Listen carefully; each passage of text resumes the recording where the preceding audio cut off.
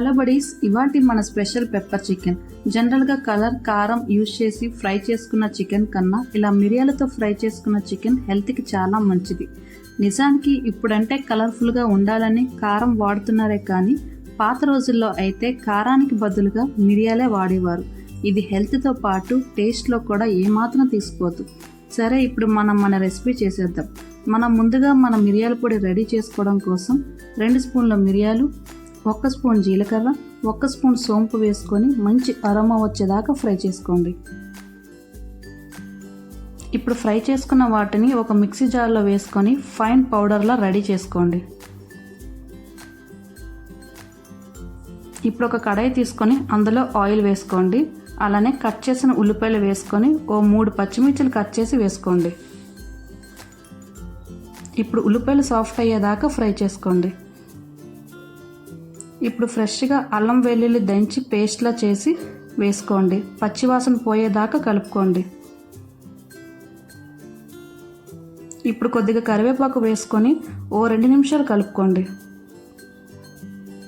ఇప్పుడు మనం ముందే కడిగి పసుపు ఉప్పు పెట్టుకున్న చికెన్ వేసి బాగా కలుపుకోండి. మూత పెట్టి ఒక 10 నిమిషాలు మీడియం ఫ్లేమ్లో వదిలేయండి. ఇప్పుడు మూత తీసి 1 స్పూన్ సాల్ట్, మనం ముందుగా రెడీ చేసి పెట్టుకున్న మిరియాల పొడి, లైట్గా కారం, కొద్దిగా ధనియాల పొడి, కొంచెం జీలకర్ర పొడి, అలానే కొద్దిగా చికెన్ మసాలా, లైట్గా పసుపు వేసుకోండి. మసాలా మొత్తం బాగా కలిసేలా కలుపుకోండి.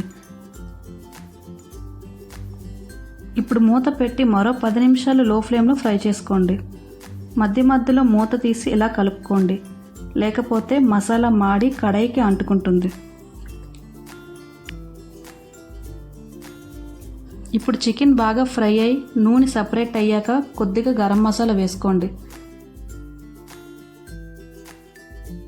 లాస్ట్లో లైట్గా కరివేపాకు, అలానే కట్ చేసిన కొత్తిమీర వేసుకొని బాగా కలిపి మూత పెట్టి 2 నిమిషాలు ఉంచి స్టవ్ ఆఫ్ చేసుకోండి.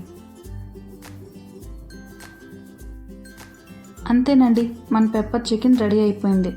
దీన్ని మిరియాల చారుతో కానీ రసం రైస్తో కానీ తింటే ఈ కాంబినేషన్ సూపర్గా ఉంటుంది. మరి మీకు నచ్చిందా? నచ్చితే లైక్ చేసి సబ్స్క్రైబ్ చేయండి. మీరు ట్రై చేసి మీకు ఎలా కుదిరిందో కామెంట్ చేసి డిస్క్రిప్షన్లో ఉన్న మన ఇన్స్టాగ్రామ్ పేజ్ని ఫాలో చేసుకోండి. మళ్ళీ మరో మంచి వీడియోతో కలుసుకుందాం.